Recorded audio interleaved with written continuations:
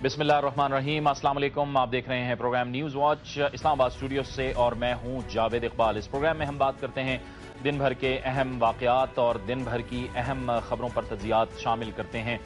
गुज़िश्ता रोज़ और गुज़िश्ता रात 8:34 पर खैबर पख्तूनख्वा के अस्करी लिहाज से इंतहाई अहम तरीन ज़िला नौशहरा को दहशतगर्दी का निशाना बनाया गया। ये एक खुदकुश हमला था और जिस जगह को यानी जिस बेकरी को निशाना बनाया गया है वो ऐन जो अस्करी इंस्टॉलेशंस हैं उनके क़ल्ब में वाक़ है और यहाँ पर हम देखते हैं कि शाम के औकात में काफ़ी रश रहता है। दुनिया न्यूज़ ने सबसे पहले आपको ये खबर दी और लम्हा बलम्हा इस खबर से हम आपको आगाह करते रहे। शुरू में इस वाक़े के बारे में बताया गया कि ये एक सिलेंडर का धमाका था, लेकिन हम आपको अपने नाजरीन को, चूंकि मैं इस जगह पर ऐन उस वक्त जब ये धमाका हुआ मैं वहां पर मौजूद था और शायद चंद ही लम्हात की देर थी। अल्लाह के फजल करम से अल्लाह ने जान बचाई, लेकिन जो इस वाक़े में शहीद हुए हम सब उनके लिए दुआ गो हैं कि अल्लाह उनको गरीक़ रहमत करे। लेकिन जो मंजर हमने अपनी आंखों से खुद जाए वक़ूफ़ पर देखा वो इंतहाई अफसोसनाक मनाजिर थे। सबसे पहले तो हम आपको बताते हैं कि गुज़िश्ता रात वहाँ पर हुआ क्या। चूँकि हम वहाँ पर मौजूद थे खुद, तो हमने वहाँ पर जो कुछ देखा अपनी आंखों से वो हम आपको पहले बताते हैं कि वहाँ पर क्या कुछ हुआ। मैं इस वक्त नौशहरा में मौजूद हूँ और इस वक्त ऐन उस जगह पे मौजूद हूँ जाए वक़ूफ़ पर जहाँ पे आप देखा जा सकता है कि पीछे एक बेकरी है, बेकर्स प्राइड, जो कि कैंट की बेकरी थी और ये एक अहम तरीन रावलपिंडी और पेशावर को मिलाने वाली सड़क के बिल्कुल ऐन सामने है और एक ऐसी जगह पे ये बेकरी वाक़ थी कि जिसके पीछे स्कूल ऑफ आर्टिलरी है और जो कैंट है मुख्तलिफ आर्मी का यहाँ पे कैंट है। अब से कुछ देर पहले यानी 8:34 पर यहाँ पे एक ज़ोरदार धमाका हुआ। नौशहरा की जो पुलिस है वो बताते हैं कि ये एक गैस सिलेंडर का धमाका था, लेकिन गैस सिलेंडर का धमाका ये इसलिए नहीं हो सकता कि मैं खुद यानी 8:34 पे इस जगह पे पहुंचा और इसी बेकरी में मैं खुद जाने वाला था। लेकिन एन उस वक्त जब मैंने यहाँ पे आप देख सकते हैं मेरे दाएं जानिब अभी इस पूरे इलाके को इन्होंने कॉर्डन ऑफ किया हुआ है, लेकिन जहाँ पे ये आपको लाइट्स नज़र आ रही हैं बिल्कुल बेकरी के सामने, यहाँ पे मैंने गाड़ी पार्क की थी और जो ही मैंने गाड़ी का दरवाज़ा खोला एन उस वक्त यानी 8:34 थे कि ये धमाका हुआ। मैं बिल्कुल इस बेकरी के सामने था इसकी पार्किंग में और वो जो दरवाज़ा मैंने खोला था गाड़ी का वो दरवाज़ा दोबारा बंद हुआ और मेरी गाड़ी भी हिट हुई। लेकिन इस धमाके की शिद्दत इस कदर थी कि उस शिद्दत से मेरी गाड़ी का दरवाज़ा बंद हुआ और इस दौरान मैंने इस धमाके के दौरान खुद ये देखा कि एक बच्ची, जो बाद में हमने फिर बताया कि वो 13 साला बच्ची थी, वो उस धमाके की जगह से हवा में उड़ती हुई बिल्कुल दाएं जानिब वो वहाँ पर गिरी और वो इस वाक़े में जाँ बहक हुई। इस वक्त तक जब हम यहाँ पर मौजूद हैं तो हमें जो बताया गया है 7 अफराद इसमें जाँ बहक हुए हैं और 15 से ज़ायद अफराद इस वाक़े में ज़ख्मी हुए हैं। और अगर इस बेकरी का अंदाज़ा लगाया जाए जो हम आपको दिखा रहे हैं, ये तकरीबन 3 से 4 हिस्सों पर मुश्तमिल है।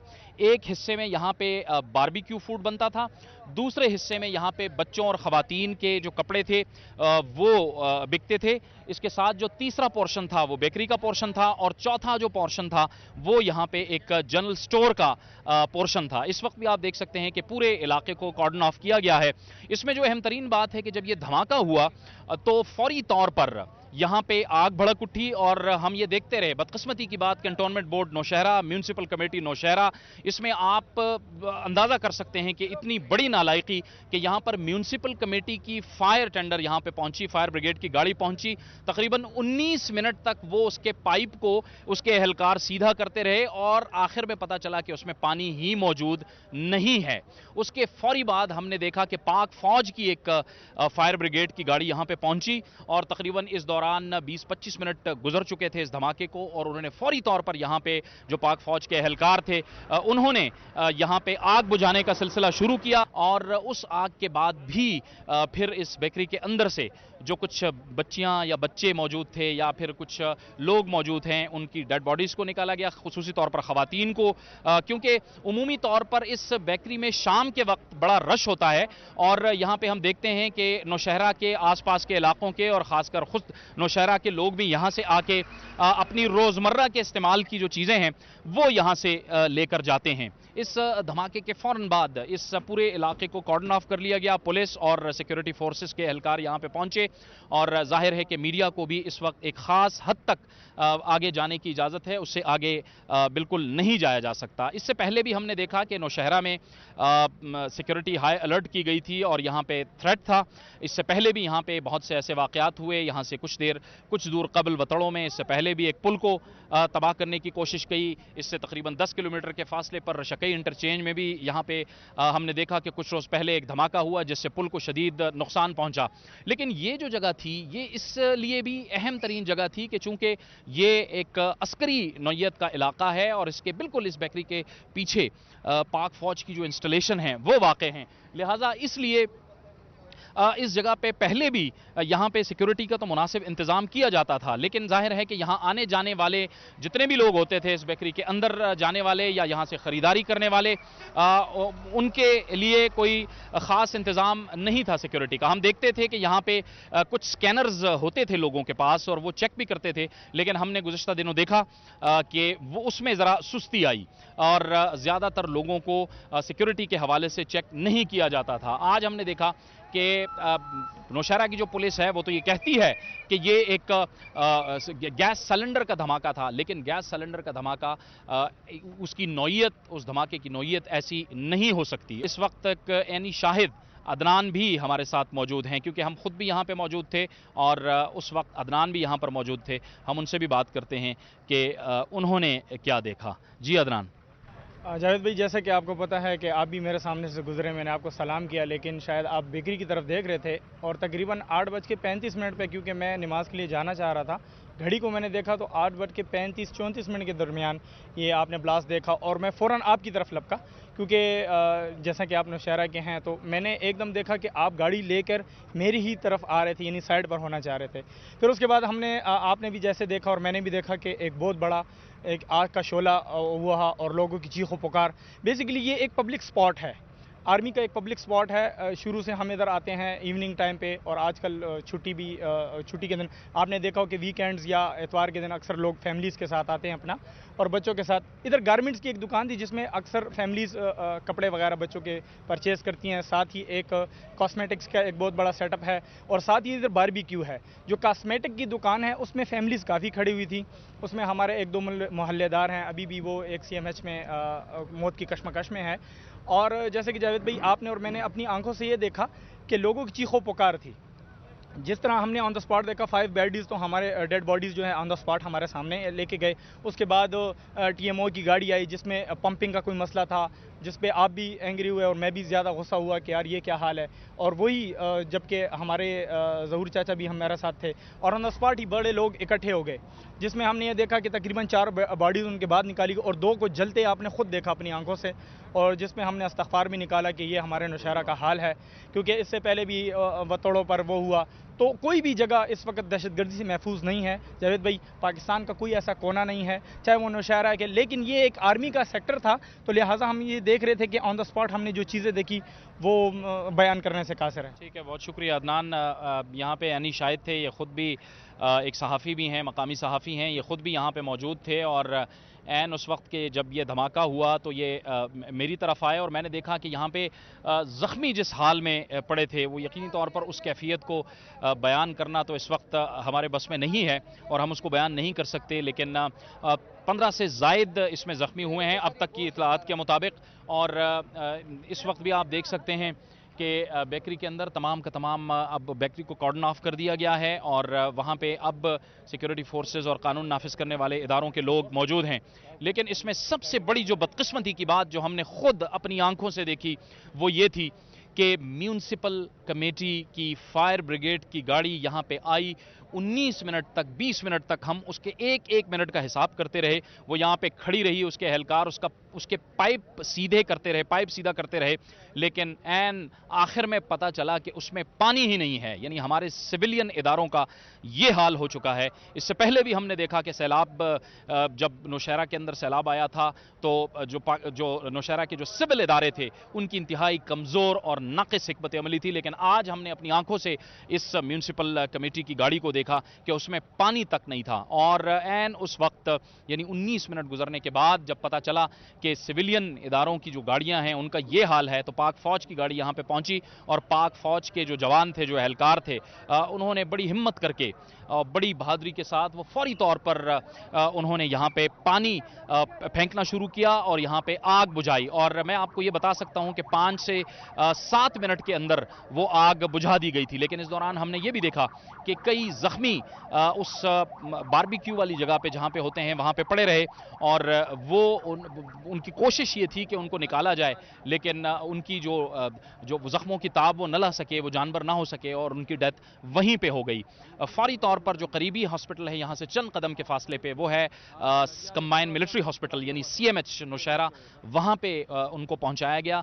कुछ जख्मियों को फौरी तौर पर डिस्ट्रिक्ट हेडक्वार्टर अस्पताल नौशहरा भी पहुँचाया गया, और कुछ को जो बहुत ज़्यादा जख्मी थे उन्हें फौरी तौर पर पेशावर भी रवाना किया गया। ये थी वो सूरत हाल जो हमने आपको बताई। ये फौरी तौर पर ये जो रोड है, इस GT रोड को भी बंद कर दिया गया, और इस वक्त तक जब हम आपसे ये बात कर रहे हैं तो रोड एन उस वक्त की सूरत हाल हम आपको बता रहे थे कि जब किसी भी तरफ से इस धमाके के बारे में कोई तस्दीक नहीं हुई थी। बाद में तस्दीक हुई कि यह खुदकुश हमला था। इसमें 20 अफराद, यानी अब तक की इतलात के मुताबिक 20 अफराद इसमें शहीद हुए हैं और 27 से ज़ायद अफराद इसमें जख्मी हुए हैं। ब्रेक लेते हैं और ब्रेक के बाद हम आपको बताएंगे कि आज सुबह वज़ीर आला अमीर हैदर खान होती ने भी इस जगह का दौरा किया और हमने उनसे गुफ्तगू की। वो गुफ्तगू हम आपको एक ब्रेक के बाद बताते हैं।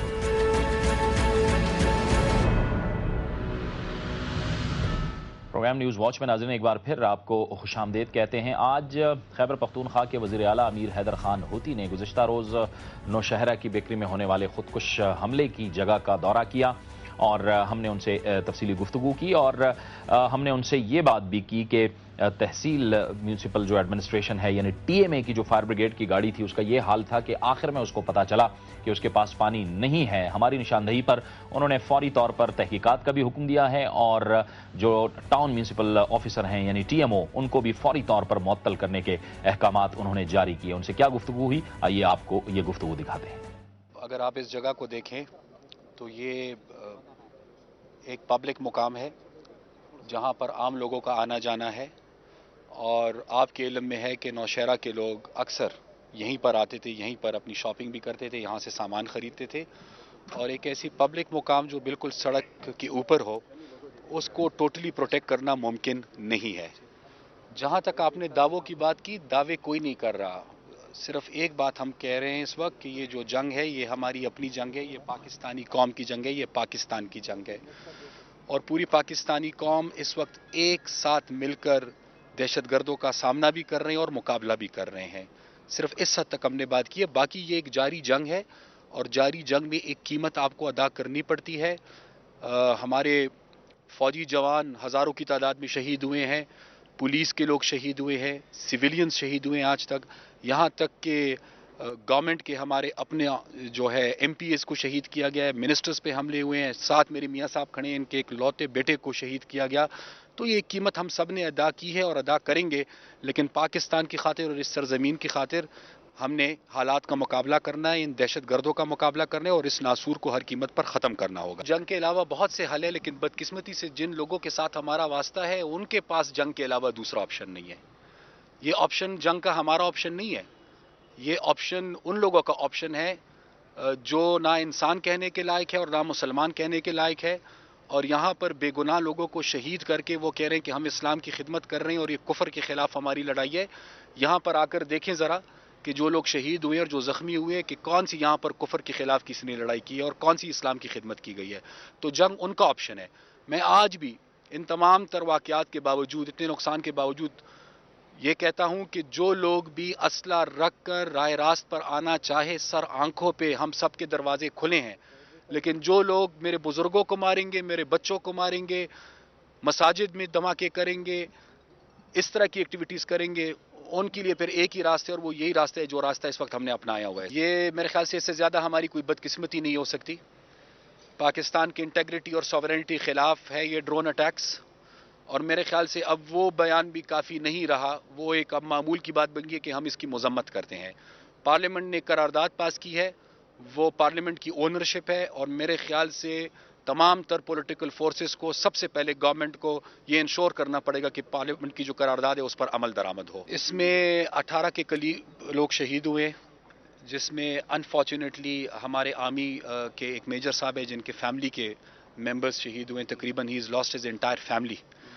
اور اس کے علاوہ 40 سے زیادہ اس میں انجرڈ ہیں.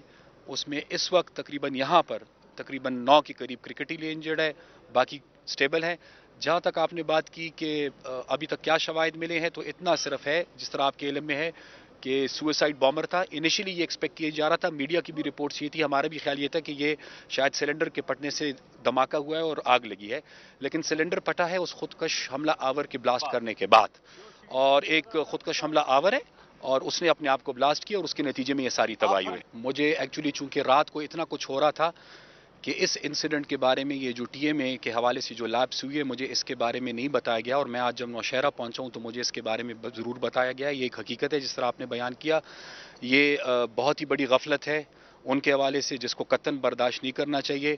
امیڈیٹلی یہاں کے جو ٹی ایم او ہے ان کو میں سسپینڈ کر رہا ہوں اور میں انکوائری آرڈر کر رہا ہوں اس میں، تاکہ ٹی ایم او کے علاوہ بھی جتنے لوگ اس میں انوالوڈ ہوں ان کو سزا مل سکے. جو بھی اکاؤنٹیبل ان کو اکاؤنٹیبل ہونا چاہیے، کیونکہ ان حالات میں جب ہم حالت جنگ میں ہیں، ہمارے پاس کم از کم غلطیوں کی کوئی گنجائش نہیں. یہ تھے وزیر اعلیٰ خیبر پختونخوا امیر حیدر خان ہوتی. اور سینٹ کے اندر جو ایک اہم ترین پیش رفت ہوئی ہے، جہاں پر قائد حزب اختلاف کا انتخاب ہونا تھا، مولانا عبدالغفور حیدری تھے.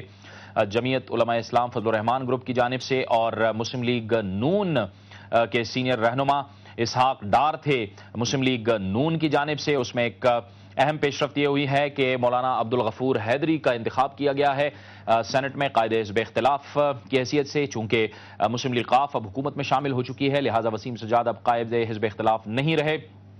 آج جو ووٹنگ ہوئی اس میں جمعیت علماء اسلام فضل الرحمان کے 12 سینیٹرز، فاٹا کے 5 اور بلوچستان کے 2 سینیٹرز نے ووٹ کیا مولانا عبدالغفور حیدری کو. 19 ووٹ انہیں ملے. اسحاق ڈار کو نون لیگ کے 7، جماعت اسلامی کے 3، نیشنل پارٹی کے 2، پختونخوا ملی عوامی پارٹی کے 1، ہمایوں مندخیل اور غفور خان آزاد امیدوار کی حیثیت سے انہوں نے بھی ووٹ دیے. پی ایم ایل کیو کے جو ہم خیال کے 9 سینیٹرز تھے انہوں نے بھی اسحاق ڈار کو ووٹ کیا، لیکن اس کے بعد ڈپٹی چیئرمین نے اس جو ووٹ تھے ان کو ریجیکٹ کیا اور مولانا عبدالغفور حیدری کو قائد حزب اختلاف نامزد کر دیا گیا، جس پر اب چودھری نثار علی خان کا بڑا شدید رد عمل سامنے آیا ہے سینٹ کے اندر.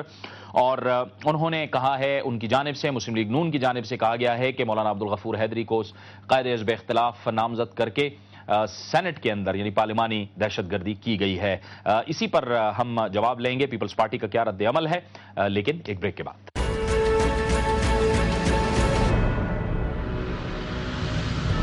پروگرام نیوز واچ میں ناظرین ایک بار پھر آپ کو خوش آمدید کہتے ہیں. اور اب سے کچھ دیر پہلے ہم دیکھ رہے ہیں کہ سینٹ کا اجلاس جاری ہے، جس میں مسلم لیگ نون کے رہنما چودھری نثار علی خان کی جانب سے بڑا شدید رد عمل سامنے آیا ہے. سید ظفر علی شاہ کی جانب سے بھی شدید رد عمل سامنے آیا ہے. چودھری نثار علی خان نے کہا ہے کہ یہ ان کے ساتھ زیادتی کی گئی ہے، کیونکہ مولانا عبدالغفور حیدری کو قائد حزب اختلاف سینٹ کے اندر منتخب کیا گیا ہے اور اسحاق ڈار جو کہ ایک کینڈیڈیٹ تھے وہ نامزد نہیں ہو سکے. اس کے ساتھ ساتھ پیپلز پارٹی کی جانب سے بجٹ پیش کیا گیا ہے، جس پر اپوزیشن کہتی ہے کہ بجٹ بنانا ارکان کا کام ہے، پارلیمنٹ کا کام ہے، نہ کہ وزارتوں کا کام ہے. یہ معاملات اور اس کے ساتھ ساتھ حکومت کی جانب سے جو بے نظیر انکم سپورٹ پروگرام شروع کیا گیا ہے، کیا وہ اپنے مقاصد حاصل کرنے میں کامیاب رہا ہے یا نہیں، اور کس حد تک رہا ہے، ان تمام معاملات پر گفتگو کرنے کے لیے آج ہم نے اپنے اسٹوڈیوز میں دعوت دی ہے. پیپلز پارٹی کی سینئر رہنما ہیں اور بے نظیر انکم سپورٹ پروگرام کی چیئرپرسن ہیں محترمہ فرزانہ راجہ. آپ کو خوش آمدید کہتے ہیں. بہت شکریہ. فرزانہ صاحبہ، سب سے پہلے تو آپ یہ فرمائیے گا کہ یہ جو انکم سپورٹ پروگرام تھا، آپ اس کی مدد سے اپنے مقاصد یا اپنے اہداف حاصل کرنے میں کس حد تک آپ کامیاب ہوئے ہیں؟ بہت شکریہ آپ کا جاوید صاحب. ایک تو یہ ہے کہ ہماری کامیابی جو ہے وہ اس کا منہ بولتا ثبوت لوگوں کے گھروں تک، ان کی دہلیز تک ان کا حق پہنچنا ہے. اور صدر پاکستان اور وزیر اعظم پاکستان نے یہ میک شور کیا being a chief pattern and executive pattern of بے نظیر انکم سپورٹ پروگرام کہ غریب لوگوں کی سبسڈیز کو کٹ نہ کیا جائے. آپ نے یہ دیکھا کہ ٹارگیٹڈ سبسڈیز سے جنرل سبسڈیز سے موو کر کے ہم ٹارگیٹڈ سبسڈیز کی طرف ابھی موو ہوئے ہیں, جو کہ دنیا بہت پہلے سے کر رہی ہے. کیونکہ جو ایک بات بڑی واضح ہے کہ ایک مرسیڈیز والا بھی پیٹرول اسی پرائس میں لے رہا ہے جنرل سبسڈیز میں جس میں کہ ایک اسکوٹر والا یا رکشے والا لے رہا ہے, یا ایک روٹی آٹے کا جو سرینا ہوٹل میں بیٹھ کے یا میریٹس میں بیٹھ کے ایک روٹی کھائی جاتی ہے وہ بھی اس کو آٹے پہ سبسڈی اتنی ہی مل رہی ہے جتنے کہ غریب آدمی کو. تو ہم نے اب یہ فرق ختم کرنے کی کوشش کی اور کہا ہے کہ جو افورڈ کر سکتے ہیں وہ پیسے دیں اور جو نہیں کر سکتے ان کی طرف ہم ٹارگیٹڈ جائیں. ہم نے ٹیکنالوجی بیس سسٹمز کو یوز کیا جس کی وجہ سے, اور پاورٹی سروے پاکستان کی تاریخ میں غربت شماری کا عمل ساؤتھ ایشیا کی تاریخ میں پہلی دفعہ کیا گیا. 85% سروے مکمل ہو چکا ہے. اس وقت 40 لاکھ خاندان بے نظیر انکم سپورٹ پروگرام سے مستفید ہو رہے ہیں. اور اس میں ابھی جیسے آپ بریک سے پہلے خود کہہ رہے تھے کہ آپ کے ہاں اور آپ کے لوگوں کو جن کو آپ جانتے ہیں ان کو پیسے ملنے شروع ہو گئے ہیں. جی بالکل. تو اللہ کا لاکھ لاکھ شکر ہے کہ یہ ایک سلسلہ شروع ہو گیا ہے اور 70 لاکھ ہمارا ہدف ہے. سیلاب کی وجہ سے غربت میں بہت زیادہ اضافہ ہوا ہے اور بہت سے وہ خاندان جو کہ غربت کی لکیر سے اوپر ذرا زندگی گزار رہے تھے, آپ سوچیں کہ لوور مڈل کلاس تھی, وہ بھی اس وقت غربت کی عطا گرائیوں میں چلے گئے ہیں سیلاب کے بعد. تو ان خاندانوں کی تعداد تقریباً کوئی 2 ملین سے زائد ہے. تو سروے چونکہ سیلاب کے بعد شروع ہوا تو اس لیے اب 70 لاکھ خاندان ہم ایکسپیکٹ کر رہے ہیں. اس وقت 40 لاکھ خاندانوں کی ڈیٹا انٹری مکمل ہو چکی ہے. اچھا, اس میں فرزانہ صاحبہ سوال یہاں پر یہ پیدا ہوتا ہے کہ اس وقت ظاہر ہے کہ جس اکنامک کنڈیشنز کے تحت ہم نے اپنا بجٹ بنایا ہے تو ظاہر ہے کہ ہم دیکھ رہے ہیں کہ پرابلمز تو ہیں, ہمیں بڑی پرابلمز ہیں. پچھلے سال سیلاب نے بھی معیشت کو تباہ کیا. ایسی صورت میں آپ کو کچھ مسائل ہیں, کچھ کنسٹرینٹس ہیں کہ اپنے ٹارگٹس کو, مزید ٹارگٹس کو, جیسے آپ فرما رہی ہیں کہ اس کو ابھی آپ نے مزید بڑھانا ہے؟ یقیناً دیکھیں بجٹری کنسٹرینٹس ملک میں حالات کیسے ہیں. ایک طرف ہم دہشت گردی کی جنگ لڑ رہے ہیں, ہمارے دفاعی اداروں کے اوپر اٹیک ہو رہے ہیں, مساجد پہ, بچوں پر, اسکولوں میں.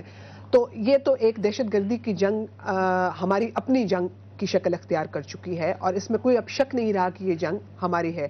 اور میں سمجھتی ہوں کہ دہشت گردی کے خلاف جنگ نے پورے ملک کی معیشت کو جو ہے وہ یرغمال بنا رکھا ہے. اور ملک میں جہاں پر سرمایہ کاری اور صنعتی ترقی کی راہ میں بھی رکاوٹ, سب سے بڑی رکاوٹ جو ہے وہ دہشت گردی ہے. دوسری طرف آپ غربت کے خلاف جنگ کا جہاد بھی کر رہے ہیں, ملک کو, پاکستان کو فلائی ریاست بنانے کی طرف ایک قدم اٹھا رہے ہیں. تو کنسٹرینٹس تو ہیں اور غربت کا جو لیول ابھی سامنے نکل کے آ رہا ہے وہ اتنے بڑے پیمانے کے اوپر ہے کہ جب تک ہم ان خاندانوں کو معاشی ترقی میں اپنے ساتھ شامل نہیں کریں گے, ہم ملک میں کتنی ہی بہتری اور بہتر بجٹ کیوں نہ بنا لیں اور پلاننگ کیوں نہ کر لیں, ان کو ہم یعنی کہ ملک ترقی کی طرف نہیں جا سکتا جب تک کہ یہ 20% آبادی ملک کی جو کہ جن کے پاس ایک وقت کا کھانا میسر نہیں ہے, ان کو ہم شامل نہیں کرتے. تو اس کے لیے بجٹری کنسٹرینٹس ہیں. لیکن اچھی بات یہ ہے کہ ملک کے اندر دونوں ہاؤسز نے, سینٹ اور نیشنل اسمبلی نے بل کو متفقہ طور پر پاس کیا اور اب ہم ایکٹ کی شکل میں یونانیمس ایک بل پاس ہوا اور ایک اٹانومس باڈی بے نظیر انکم سپورٹ پروگرام بن چکا ہے. اس کے ساتھ ساتھ انٹرنیشنل سٹینڈنگز کیونکہ ٹیکنالوجی بیس سسٹم کی وجہ سے اتنی ایکسیپٹنس اللہ کا شکر ہے ہو چکی ہے کہ اب وہاں سے فنڈنگ آنے میں بھی ہمیں مسائل نظر نہیں آ رہے. لیکن اس کے باوجود وسائل کم اور مسائل زیادہ ہیں اور اس کے لیے ہم کوششیں کر رہے ہیں کہ ہم ورلڈ انٹرنیشنل کارپوریٹ سیکٹر کو ہم ساتھ لے کے آئیں, کیونکہ یہ واحد پروگرام ہے الحمدللہ پاکستان کی اور ساؤتھ ایشیا کی تاریخ میں جس کے اوپر کرپشن یا اس طرح کی کوئی الزام اس لیے بھی نہیں لگ سکتا کہ ٹیکنالوجی بیسڈ ہے اور فائنینشیل ریکنسیلیشن آپ کی نیٹ پہ آپ کے سامنے موجود ہے. ویب سائٹ آورلی بیسز پہ جو ہے وہ اپڈیٹ ہوتی ہے, تو ہر چیز عوام کے سامنے ہے, انٹرنل آڈٹس, ایکسٹرنل آڈٹس. اس میں اہم نقطہ یہ ہے کہ ٹرانسپیرنسی کو آپ نے بڑا فوکس کیا ہے, کیونکہ ہمارے ہاں مسئلہ یہ ہے کہ فنڈز آتے ہیں اور پھر ان کا پتہ نہیں چلتا, تو شفافیت کو آپ نے انشور کیا ہوا ہے. اور اسی لیے اسی شفافیت کی وجہ سے ہی ہمارے ملک میں 93 ارب روپے 2.5 سالوں میں بے نظیر انکم سپورٹ پروگرام کی مد میں آئے, جس میں سے ہم نے 88 ارب روپے خرچ کیے ہیں. اور یقیناً یہ پیسے ایک دفعہ میں تو نہیں مل گئے, سٹیپ بائی سٹیپ ملے ہوں گے. پہلے پیسوں کی اکاؤنٹیبلٹی ہوئی ہوگی, پھر دوسری انسٹالمنٹ ملی ہوگی. تو اللہ کا شکر ہے کہ ہم نے اپنے آپ کو ثابت کیا کہ ہم ایک ٹرانسپیرنٹ ادارہ. اچھا فرزانہ صاحبہ, اس میں ہم دیکھیں کہ اگر انفلیشن کی ہم بات کریں, یعنی مہنگائی کی بات کریں, تو مہنگائی تو ہم نے دیکھا ہے کہ گزشتہ ایک سال میں बढ़ी है, बहुत ज्यादा बढ़ी है। वो चूंकि एक इंटरनेशनल फिनोमेना है, तेल की कीमत ऊपर जाती है तो उसका असर बराह रास्त पड़ता है चीजों पर। ये जो जिस रेट से आप दे रही हैं ये पैसे इन फैमिलीज को, उसमें भी आपने कोई उसका एक ग्राफ सा बनाया हुआ है कि अगर महंगाई बढ़ती है और आपके पास फंड्स अवेलेबल होते हैं तो आप उन पैसों को भी बढ़ाएंगी, या क्या प्लान है उसके लिए? देखिए, फिलहाल तो हम इन लोगों को सिर्फ पैसे, एक मिसअंडरस्टैंडिंग ये है कि सिर्फ 1000 रुपए का तस्वर है। 1000 रुपया नहीं है, ये बढ़ के 1000 रुपए से ज्यादा इसमें माइक्रो फाइनेंसिंग है, यानी कि 3 लाख रुपए का इसमें प्रोग्राम है जिसमें कारोबार शुरू करके दिया जाता है ताकि ये लोग प्रोग्राम में से आउट हो जाएं और अपने पांव पर खड़े हो जाएं।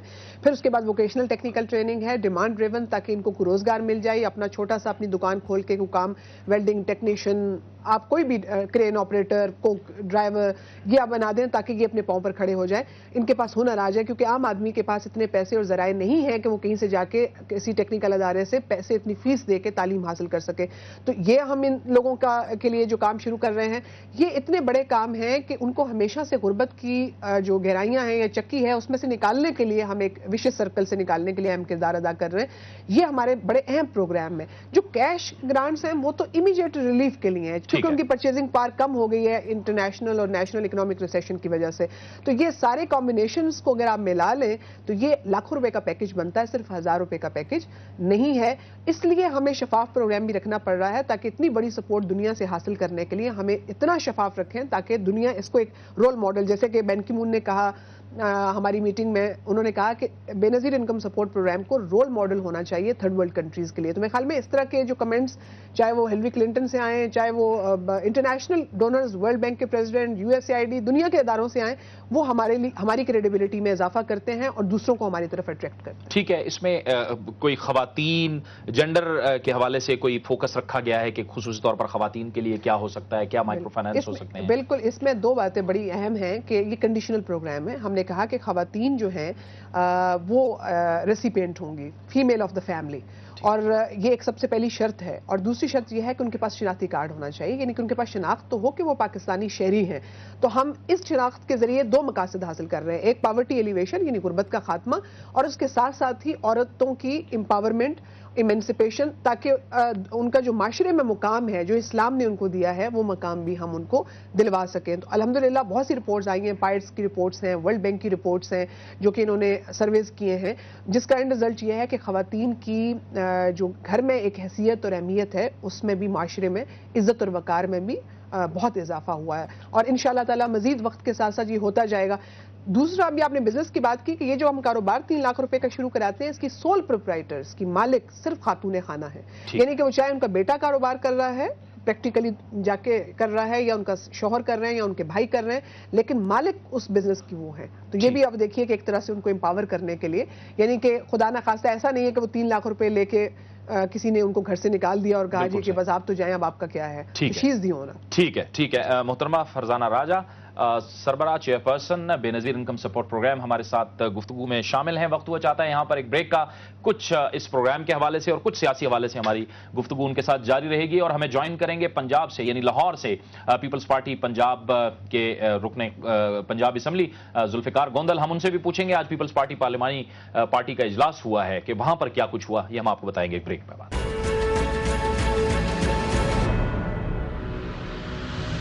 प्रोग्राम न्यूज वॉच में नाज़रीन एक बार फिर आपको खुशामदीद कहते हैं, और अब हम बात करेंगे पंजाब की सियासत की। आज पीपल्स पार्टी की पार्लिमानी पार्टी है उसका भी इजलास वहां पर हुआ है, लेकिन इससे पहले आज एक अहम वाकया हुआ है। पंजाब असम्बली में बाबर अवान गए थे कुछ वकला के साथ, उन्हें वहां पर रोका गया। इतलात पहले शुरू में यह आई थी कि शायद बाबर अवान को, जो कि जाहिर है कि एक अहम तरीन रुकन है हुकूमत के भी और पीपल्स पार्टी के भी अहम रहनुमा हैं, उन्हें रोका गया था। लियाकत अंसारी हमारे साथ हैं, दुनिया न्यूज के नुमाइंदे, हम उनसे पूछेंगे कि हुआ क्या था। लियाकत, बताइए असल में ये मामला हुआ क्या है?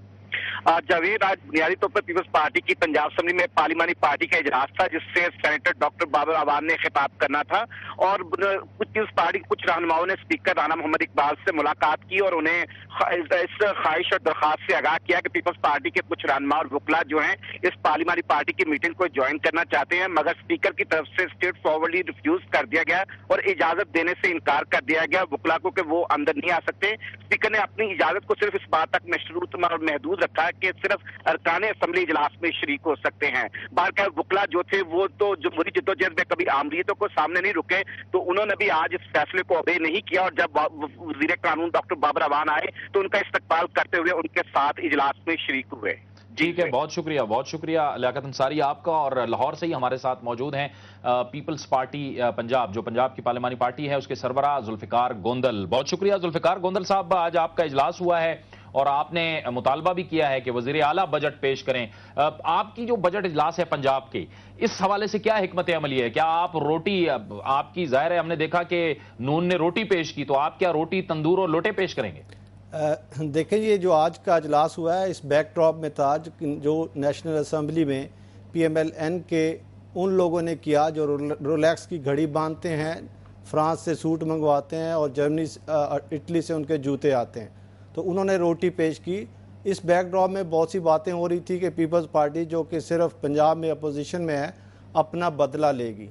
तो हमने ये फैसला किया है कि हम इसका बदला ज़रूर लेंगे, लेकिन ये बदला हम मुहज़्ज़ब रह के हम इनको बजट पेश करने की इजाज़त देंगे। हम किसी किस्म का राउडीज़म जो नेशनल असम्बली में इन्होंने दिखाया है उस पर नहीं करेंगे, और हम बिल्कुल इनमाक से उनकी तकरीर सुनेंगे और उसमें से अवाम के इंटरेस्ट में, पंजाब के इंटरेस्ट में जो हम उनसे पॉइंट्स लेंगे उसमें अपनी कट मोशंस देंगे, अपनी अमेंडमेंट्स देंगे, और हमने एक जमहूरी तरीके से इनसे इंतकाम लेंगे। और हमारी ये ख्वाहिश है। अच्छा गोंदल साहब, जी और हमारी ये ख्वाहिश है कि चूंकि ये एक ब्यूरोक्रेसी ने बजट बना रही है और इसमें किसी किस्म का किसी फाइनेंस मिनिस्टर इन्वॉल्व नहीं है और ना ही जमहूरी नुमाइंदों को इन्वॉल्व किया गया है, जो ब्यूरोक्रेसी का बनाया हुआ बजट है, हमारी ये ख्वाहिश है कि बजट तक या तो वज़ीर आला साहब अपना वज़ीर ख़जाना नामज़द कर दें, उनमें कैबिनेट में लेके आएँ, उनसे हलफ दिलवाएँ, या फिर जो रूल्स के मुताबिक अगर कहीं वज़ीर ख़जाना ना हो तो वहाँ पे वो महकमा है वो ऑटोमेटिकली चीफ मिनिस्टर को ट्रांसफ़र हो जाता है, और हम उनको यकीन दिलाते हैं कि हम आपकी काफ लीग से, मुस्लिम लीग काफ से आपकी मुशावरत हुई है पंजाब के बजट के हवाले से, वो क्या कहते हैं? वो भी हमारे इस सिलसिले में हम ख्याल हैं, और वो ये समझते हैं कि PMLN के लोगों ने जो बदतमीज़ी नेशनल असम्बली में की है हम उसको किसी सूरत में पंजाब असम्बली में नहीं दोहराएंगे। और मैं आपकी वसातत से वज़ीर आला साहब को ये यकीन दिलाना चाहता हूँ कि वो ख़ुद तशरीफ़ ले आएँ, ख़ुद बजट पेश करें। अगर किसी को वो फाइनेंस मिनिस्टर नहीं बनाना चाहते तो हम उनको वेलकम करेंगे और बड़े अदब से और एहतराम के साथ उनका बजट पे उनकी जो स्पीच है उसको हम सुनेंगे।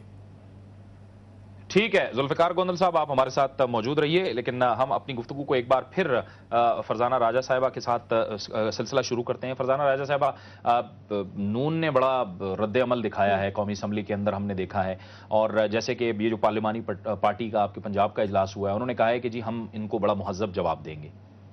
मेरे ख्याल में आवाम के लिए फैसला करना बहुत आसान होगा कि कौन लोग हैं जो कि एक मैच्योरिटी के साथ सियासत करने की तरफ आगे बढ़ रहे हैं, मुल्क के इश्यूज़ को संजीदगी के साथ ले रहे हैं, अवाम के मसाइल को संजीदगी के साथ देख रहे हैं। ये हमारे लिए कोई खेल तमाशा या मजाक नहीं है। अवाम के मसाइल को हल करना जो कि इस वक्त तकालीफ में है। अगर आप दहशत गर्दी का देखिए तो आज जो वाक़या हुआ, आप वहाँ पर थे और अल्लाह ने आपको बचाया है, उस वाक़े से आप आए हैं। ये आए दिन के मसाइल हैं, लोगों के मसाइल हैं, उनके घरों में सफ़े मातम बिछी हुई है। इन हालात में हमें बहुत ही संजीदगी और मैच्योरिटी का मुजाहरा करना होगा, और सियासी तौर पर भी। देखिए, जहाँ तक ताल्लुक है इलेक्शंस का, इलेक्शन हुआ, अपोजिशन लीडर इलेक्ट हुए अभी वहाँ पर सेनेट में, तो मेरे ख्याल में यही जमहूरियत का हुस्न है और यही जमहूरी राय थी कि तमाम सियासी जमातों ने उनको इलेक्ट कर लिया, और इसलिए नंबर ज़्यादा था और वो इलेक्ट हो गए। इस पर नाराज़गी का इजहार तो होना नहीं चाहिए।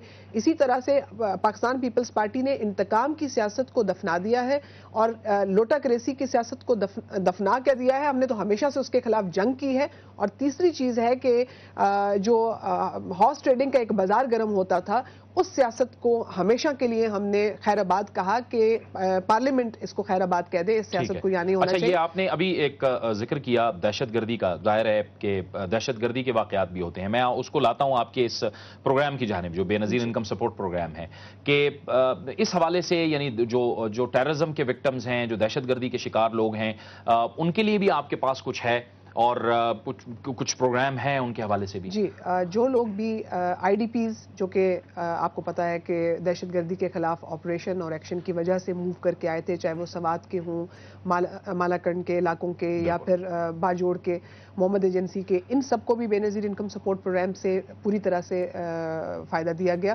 اور پروگرام کا حصہ ان کو بنایا گیا، اور جو باقی سب کے لیے ہے وہ ان کو بھی پرووائڈ کیا گیا۔ 12,000 روپے کی ان کو ایک قسط فی فیملی دی گئی تھی۔ تقریباً یہ 4 لاکھ کے قریب ٹوٹل آئی ڈی پیز بنتے ہیں جن کو شامل کیا گیا۔ اسی طرح سے بم بلاسٹ وکٹمز جو ہیں سویلین، جن کی کوئی داد رسی نہیں ہے جن تک پہنچنے تک، ان کو ہم بے نظیر انکم سپورٹ پروگرام میں شامل کرتے ہیں، جو باقی اس کرائٹیریا کو بھی میٹ کرتے ہیں۔ ضروری نہیں ہوتا کہ ہر غریب ہی دہشت گردی کا نشانہ بنے، کئی ایسے لوگ بھی ہوتے ہیں جن کی گاڑیاں وہاں کھڑی ہوتی ہیں، وہ خود شاپنگ کے لیے آئے ہوتے ہیں، وہ فیملیز نہیں، لیکن وہ فیملیز جو باقی وہاں پر بیچارے کام کر رہے تھے، روزگار کے لیے گئے تھے، مزدوری کر رہے تھے، یا غریب خاندان وہاں پر موجود تھے، ان کو ہم پروگرام میں ابھی اس وقت 5,000 سے زائد خاندان ہیں پورے پاکستان سے جو اور لائف انشورنس کے حوالے سے بھی آپ کا لائف انشورنس جتنے بھی خاندان بے نظیر انکم سپورٹ پروگرام میں شامل ہیں ان سب کو 1 لاکھ روپے کی لائف انشورنس جو ہے وہ پرووائڈ کی جا رہی ہے۔ اگر ان کے خدا نخواستہ بریڈ ارنر ان کے گھر میں فوت ہو جائیں تو اسٹیٹ لائف ان کو 15 دن کے اندر 1 لاکھ روپے کی رقم ادا کرے گی تاکہ وہ اپنے پاؤں پر کھڑے ہو کے اپنے بچوں کی